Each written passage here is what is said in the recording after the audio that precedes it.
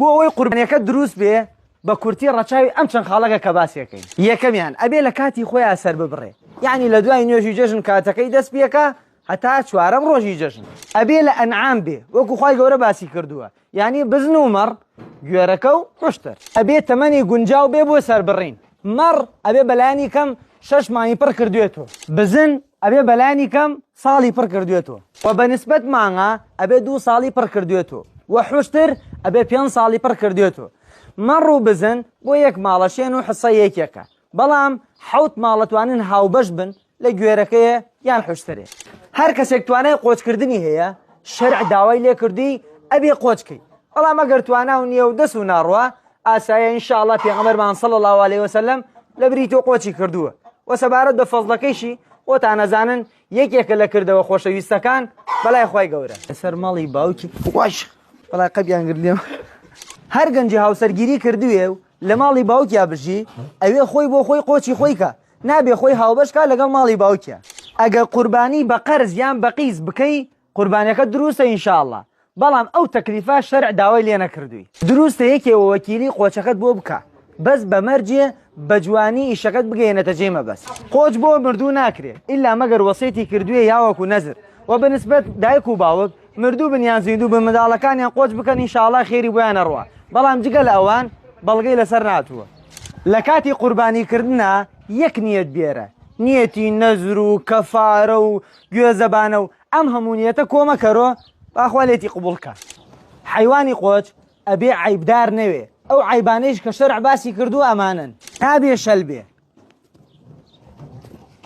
بیخەبانە و بۆی غەدەبام. نابێ زۆر نەخۆشیە بە شێوازێک نەخۆشینەکە کز و ماتی کا و تەسیر لە گۆشتەکەی کە. نابێ حیوانەکە زۆر لەڕ و لاواز بێ و هەر ئێس کوێ و بێگۆش وێ. نابێ هەردوو چاوی کوێر وێ یان چاوێکی بەتەواوی کوێر وێ. ئەگەر هەردوو چاوی ساغی و چاوێکی تۆزێک کێشەی هەبێ بەڵام ببینێەوە جوانی ڕێبکە ئاساییە. ئەم چوار خاڵەی کە باسمان کرد فەرمودەی لەسەرە و ئیجماعی زانایانی لەسەرە.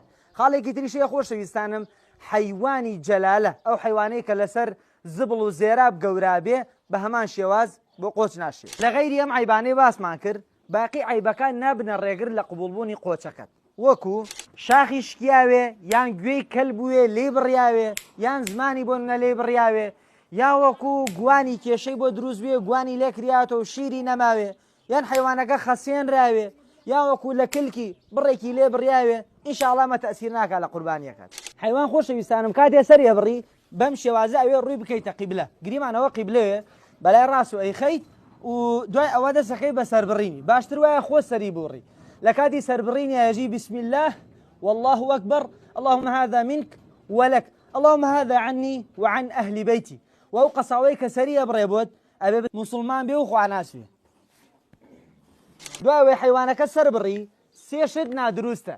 یەکەمیان نابێ پێسەکەی بفرۆشی، دووەمیان نابێ لە حسابی قوربانیەکەت پارەی قەسابەکە بەی، سێمیان دروست نییە بە هیچ شێوازێ ڕۆخڵاوی و پیسایەکەی بکەیتە جێگایەک عەزێتی مسلمانانی پێبێت. تەسویر کە دەی گۆشتی حیوانی قوربانی ئەتوانی لێی بخۆی، لێی هەڵبگری، لێی ببەخشی، لێی کەی بە دیاری، بەڵام باشتر وایە فەقیر و هەژار زیاتر لێی سوودمەند بێ. و لە کۆتاییە خۆشەویستانم دروستە لە گۆشتی قوربانیەکەت بێتە ئاوماڵێکت یان دۆستێکی نزیکت ئەگەر ئیزیدی بێ کاکەی بێ لە غەیری ملەتی ئیسلام بێ چاک بی لەگەڵی، بەڵکو ئینشاءڵڵا خوای گەورە ئەم ڕەوشتە جوانت بکاتە مایەی هیدایەتی بە هیوای سوود. وەسسەلام عەلەیکم.